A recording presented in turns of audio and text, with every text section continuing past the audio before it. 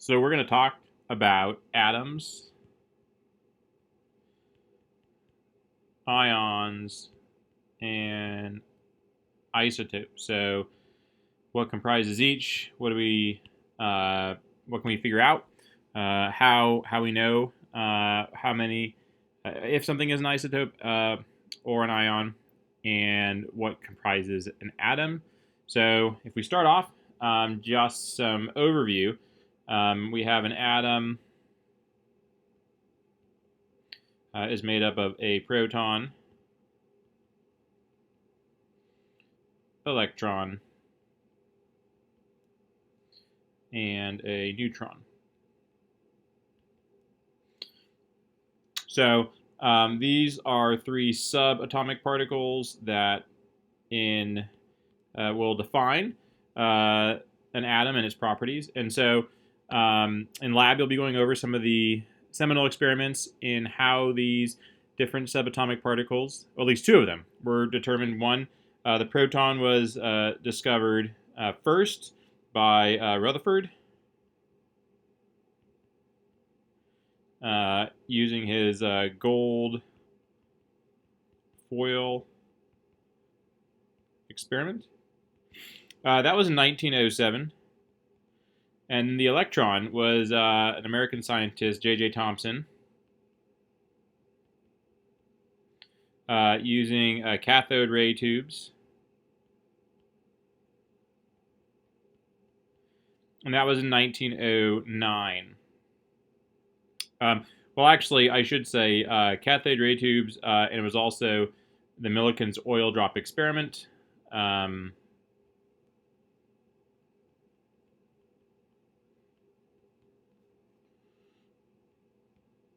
So in both cases, researchers utilize the fact that protons and electrons have charges.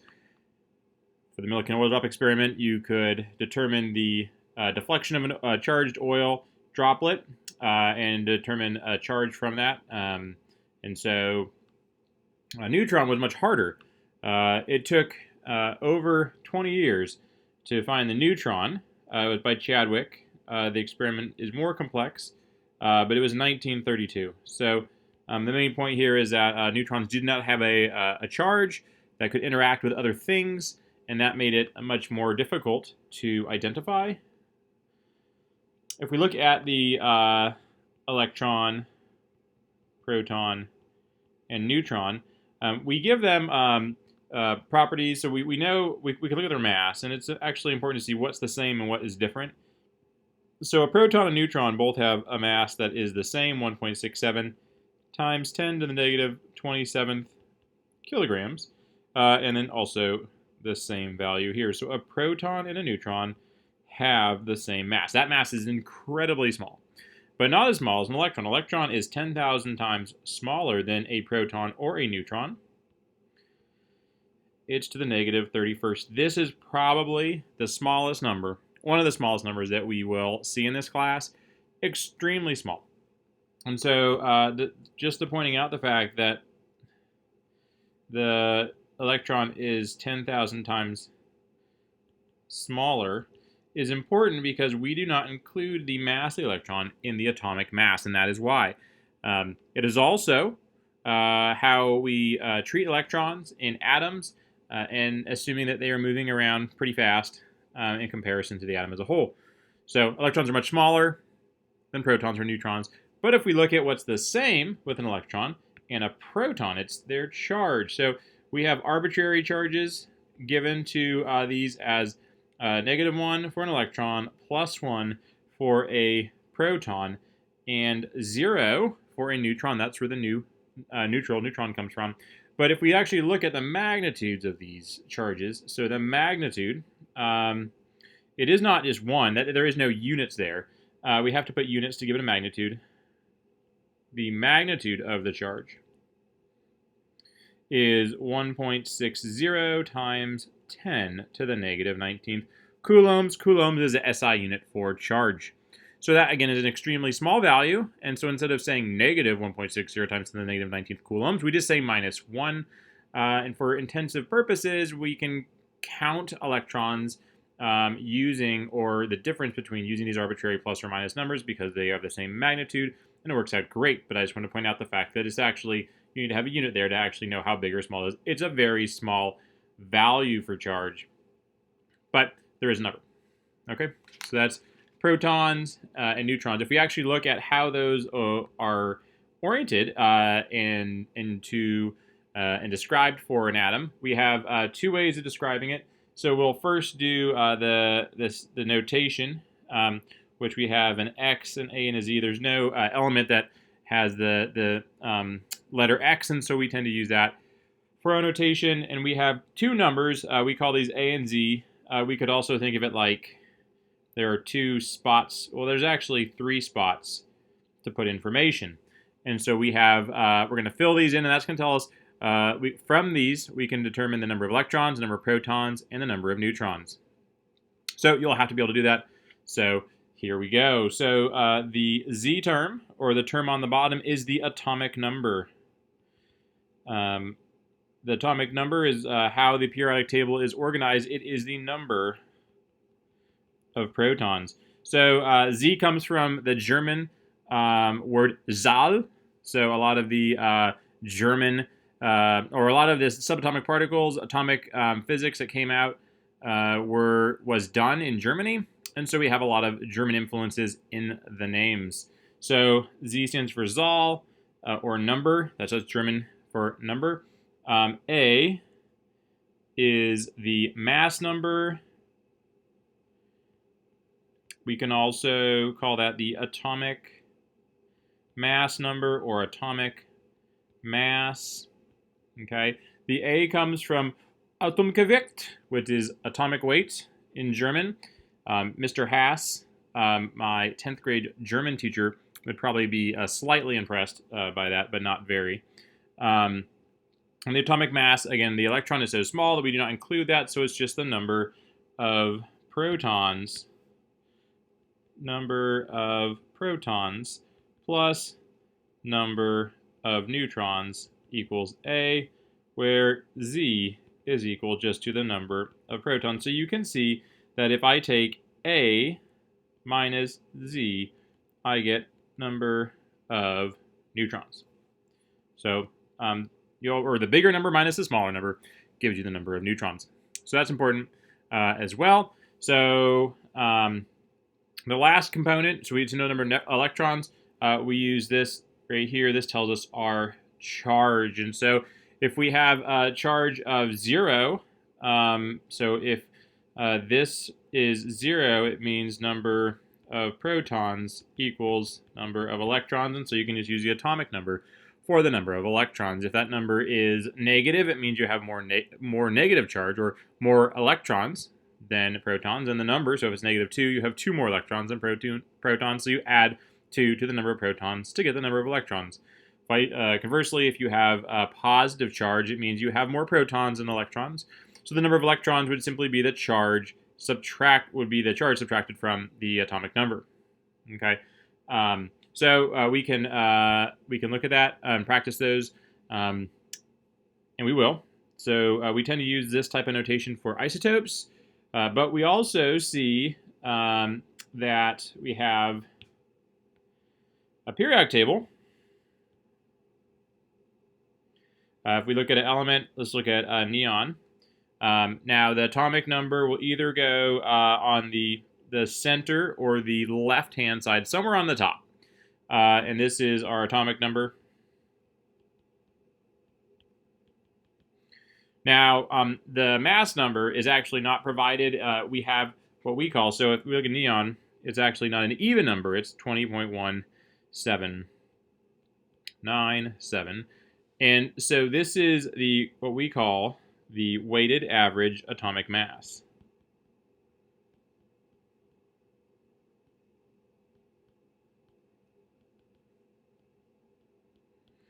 Now, what it means by weighted average is that we have many different isotopes floating around of every element, most elements.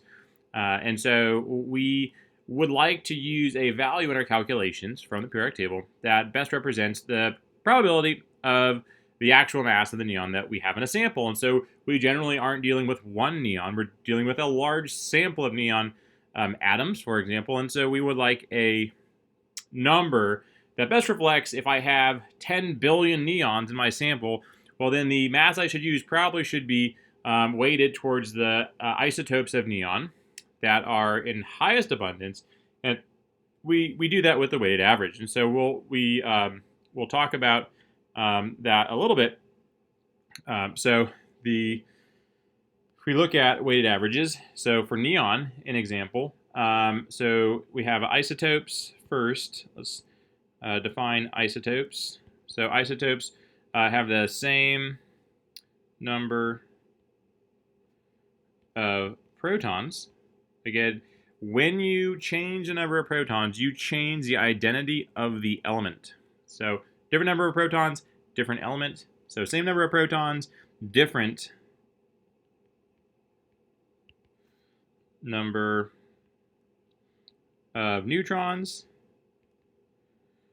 Or you could say different mass number, which would mean that you'd have a different number of neutrons because mass number is protons plus neutrons. So you can see the definition in either way. So the way that you want to think about isotopes is the same way that you think about twins. And that if you have an element that has two different flavors, two different numbers of neutrons, both of those elements, both forms are isotopes. It's not like the most abundant form of an element is the quote-unquote normal version, and then anything that is not as abundant is the isotope. In the same way that you would call a twin, I'm a twin, call a twin, you would not say, oh, you are the first one, so you're regular, and then you're the carbon copy, you're the twin. So both people are the twins. So just be aware of that. Okay, so we have for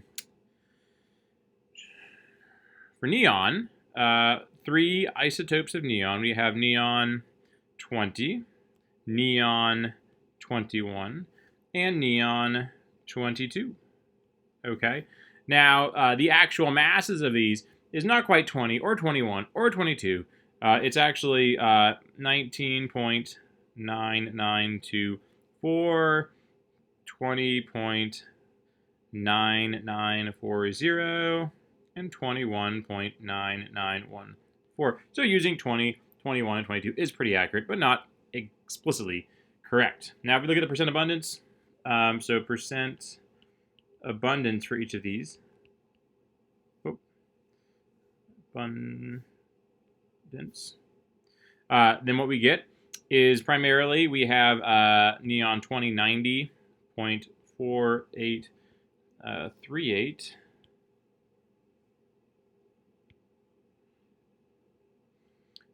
Percent.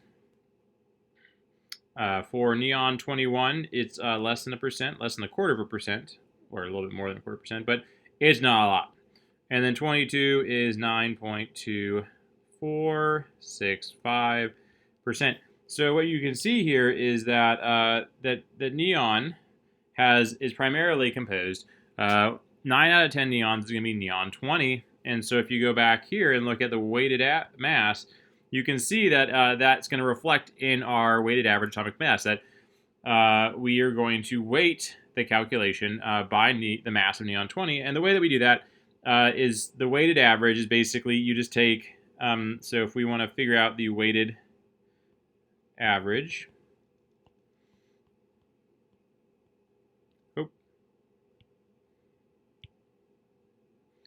we're just going to redo this whole thing. We can do better. Weighted average. Then all you're going to do is you're going to take the percent neon 20 times the mass of neon 20 plus the percent of neon 21 times the mass of neon 21 plus the percent of neon 22 times the mass of neon 22. So you would take percent mass, percent mass,